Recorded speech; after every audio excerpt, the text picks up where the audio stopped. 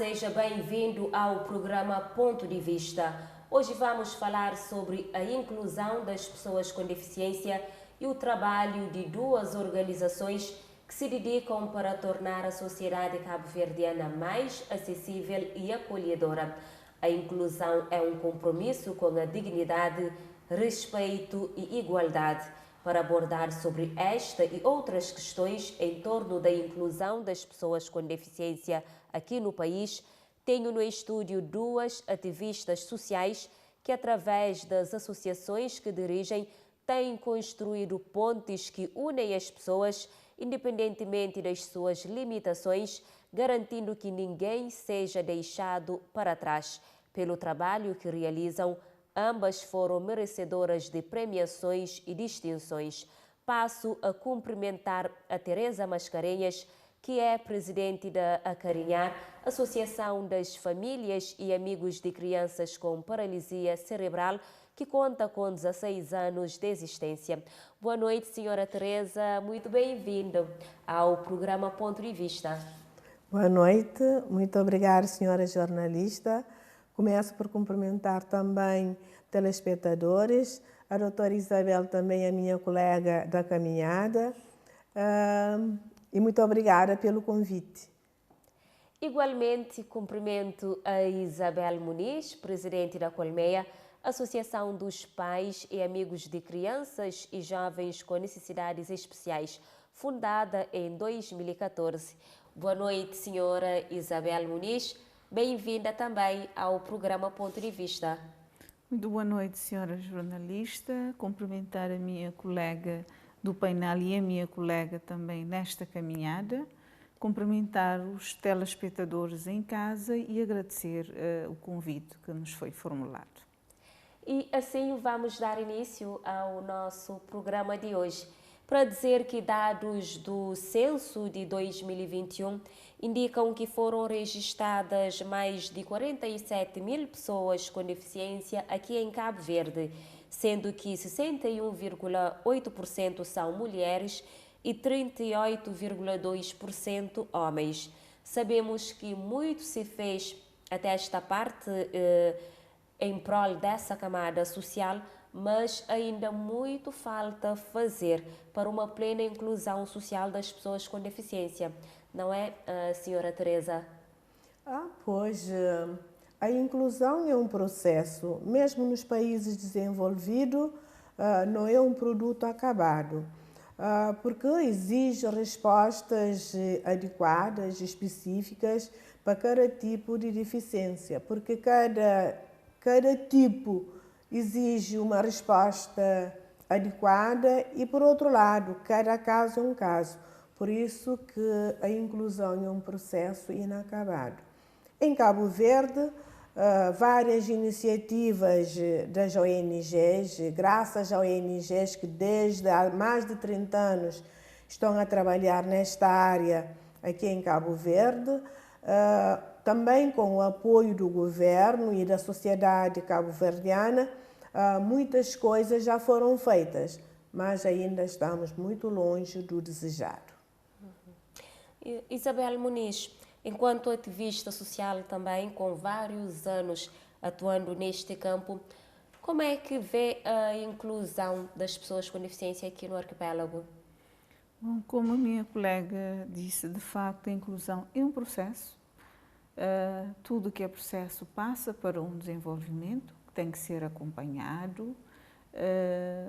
A deficiência deve ser acompanhado juntamente com as respostas adequadas e articuladas, porque estas respostas beneficiam a população que está nesta condição, o ser humano, que é o capital é o maior capital que um povo, um país deve ter. Então, essas respostas devem ser dadas de uma forma adequadas, concertadas, articuladas, para que, de facto, chegue ao destino que é uma criança, um adolescente, um jovem, ou mesmo qualquer um de nós que possa estar na condição de deficiência. Falou, de facto, do número do censo, mas podemos dizer que 83% das deficiências são adquiridas, não são de nascença. Então, este processo de desenvolvimento deve ser, de facto, seguido e são respostas que, de facto, o país deve continuar a trabalhar. Nós, se falamos agora da deficiência 2023 e 30 anos antes de 2023, não era assim. Mas, de qualquer forma, há muito trabalho perante os desafios que ainda há nesta camada da população por se fazer e por se traçar também. Ambas são ativistas e dirigentes de associações que lidam com crianças, com crianças e jovens com deficiência e também trabalham juntamente dos seus familiares. Pergunto a Teresa, quais os desafios que essas pessoas enfrentam? Sabemos que há vários desafios, quer arquitetónicos, a nível educativo, a nível do sistema de saúde, entre outros. Quais os principais desafios que neste momento as pessoas com deficiência enfrentam aqui em Cabo Verde? Eu acho que um dos maiores desafios que as pessoas com deficiências enfrentam em Cabo Verde é a pobreza, porque a pobreza está intimamente ligada à deficiência e vice-versa, porque a pobreza traz a deficiência também traz a pobreza. Por que eu digo isso? Porque uma mãe com uma criança, por exemplo, com uma criança com paralisia cerebral, muitas das vezes deixam de trabalhar para poder cuidar da criança, para poder dar uma atenção especial à criança. A nível monetário, a nível econômico, baixa o rendimento da família.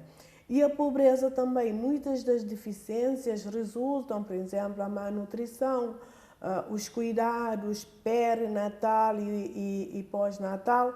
Quando uma pessoa é pobre, a má nutrição, falta de alguns cuidados também de higiene e tudo mais, tudo isso traz a deficiência.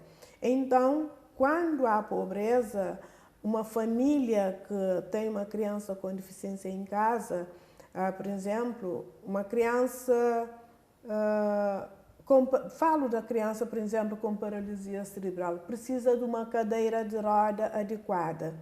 Mas quando a família é pobre, não consegue arranjar esta cadeira, porque às vezes há cadeiras que custam perto de 300 e tal contos. Quando uma família é pobre, não consegue arranjar estas cadeiras. A deslocação das crianças também da casa para ir para a escola ou mesmo para ir para as terapias tem o seu custo, porque a inclusão tem o seu custo. Às vezes, o material ou um equipamento que é para uma pessoa dita normal tem o seu preço, mas para uma pessoa com deficiência o preço é 3 vezes maior. Então, tudo isso dificulta uma criança para ir para a escola, o pagamento do transporte público.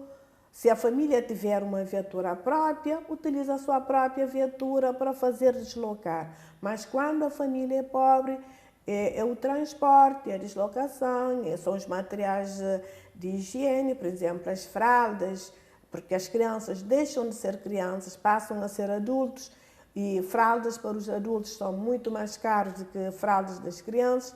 Então, a pobreza, para mim, a pobreza é o maior desafio para as pessoas com deficiência. E por além disso, a nível da educação, as crianças, filhos de pais pobres, normalmente não vão para a escola, ficam em casa. Portanto, a falta de escolarização também leva à pobreza, porque se uma criança tem a deficiência, tem a reabilitação, tem o acompanhamento, seguimento médico, terapêutico adequado, a criança vai para a escola. Esta criança é totalmente diferente de uma criança que nunca foi para o jardim, nunca teve a oportunidade de ir para a escola, porque a primeira porta da inclusão é a educação. E até essa criança que acabou de dizer, com maiores condições economicamente, que com deficiência, que vai para a escola e recebe todo o tratamento médico e terapêutico, se desenvolve, apesar de ter uma deficiência, acaba por desenvolver comparando com a outra criança de família com poucos recursos. E é só, nós temos um exemplo no concreto de uma criança que vivia com uma família, com a mãe sozinha, porque, em primeiro lugar, o pai, ao nascer uma criança com deficiência, o pai foge, a mãe fica sozinha com a criança. É a mãe que tem de trabalhar para sustentar a criança com deficiência e para sustentar outras crianças que também têm na sua responsabilidade. E quando é assim, toda a responsabilidade fica, todo o peso da educação, do cuidado da criança, fica sobre o cuidado da mãe.